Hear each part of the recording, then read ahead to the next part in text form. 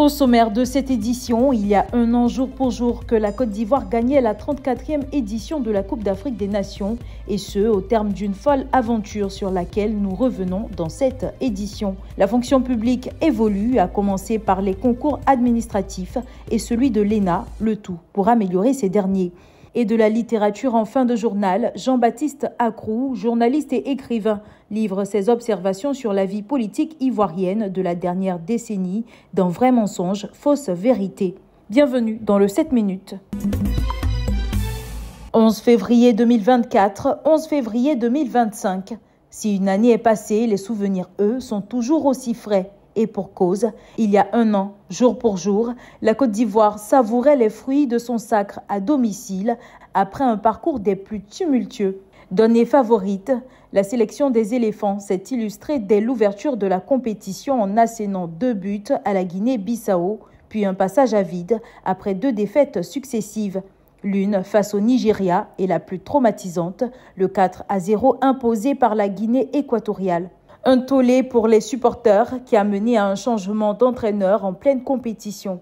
Un pari gagnant qui s'en est suivi d'une véritable vague de liesse populaire dans le pays et même en dehors de nos frontières, et une véritable rédemption pour nos commandos. L'atelier bilan des concours administratifs et des concours d'entrée à l'ENA a permis de formuler plusieurs recommandations visant à optimiser l'organisation des prochaines sessions. Parmi les mesures proposées par les concours administratifs figure la mise à jour du répertoire des emplois, le renforcement de la formation des acteurs, l'interdiction stricte des téléphones portables en salle d'examen et la digitalisation progressive des compositions. Tous les acteurs intervenus, tous ceux qui participent à l'organisation ont intervenu, ont fait les valides 10%, les satisfactions, nous continuons. Nous n'avons pas de passion d'atteindre l'excellence, mais une vision d'excellence. Les États nous accompagnent et qui nous encouragent vers cette excellence. L'année 2025 est une année de consolidation de ces activités, de faire en sorte que nous puissions capitaliser les réformes et les innovations que nous avons expérimentées au cours de ces 4 dernières années et se projeter sur l'année 2026. Les tenues en progrès, le but c'est de finaliser les tenues 2025 avec de plus de sérénité, avec beaucoup plus d'abnégation. Parce que c'est l'année pour faire en sorte que la sérénité soit le maître et que l'équité. Ces recommandations visent à garantir un processus plus rigoureux, transparent et efficace, renforçant ainsi la confiance des candidats et des institutions dans le système de sélection.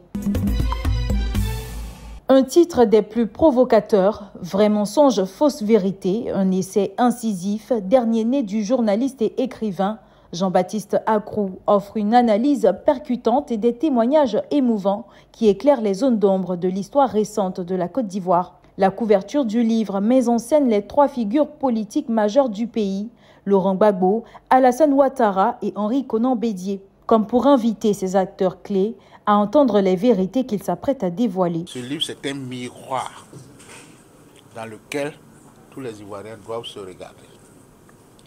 Qu'est-ce qui est bon? Qu'est-ce qui n'est pas bon? Qu'est-ce qu'il faut faire? Qu'est-ce qu'il ne faut plus faire? Parce que nous sommes tous les enfants d'un même pays. Nous devons travailler pour ce pays-là.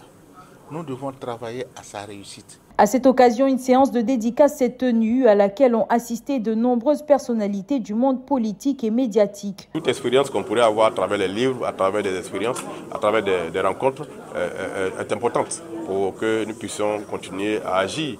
Et donc, nous faisons la politique pour les Ivoiriens. Vous savez qu'un peuple ne vaut que par sa qualité. Un pays ne fonctionne que par la qualité de ses citoyens. Et donc les acteurs politiques doivent se former, doivent se cultiver, doivent connaître leur histoire avant de s'engager. Donc c'est des occasions qui sont bonnes chaque fois de profiter et de faire en sorte que notre engagement pour les Ivoiriens soit encore plus fort. Publié par Tablata Édition, Vrai mensonge, fausse vérité dévoile plus de 10 mensonges et vérités occultées que l'écrivain et critique littéraire Michel Kofi a minutieusement analysées.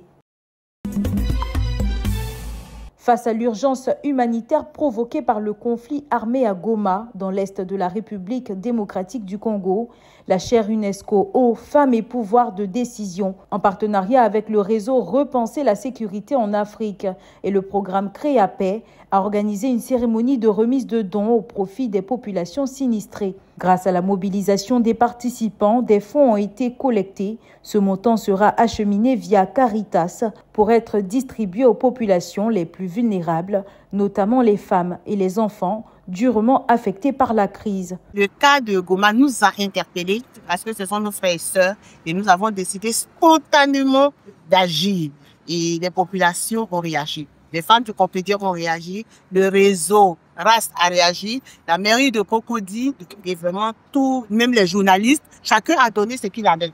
Et c'est pour ça qu'on a fait ce geste, parce qu'on sait que les gens souffrent. Comme le disait quelqu'un, 1000 francs aujourd'hui en Côte d'Ivoire, ce n'est pas 1000 francs à Goma.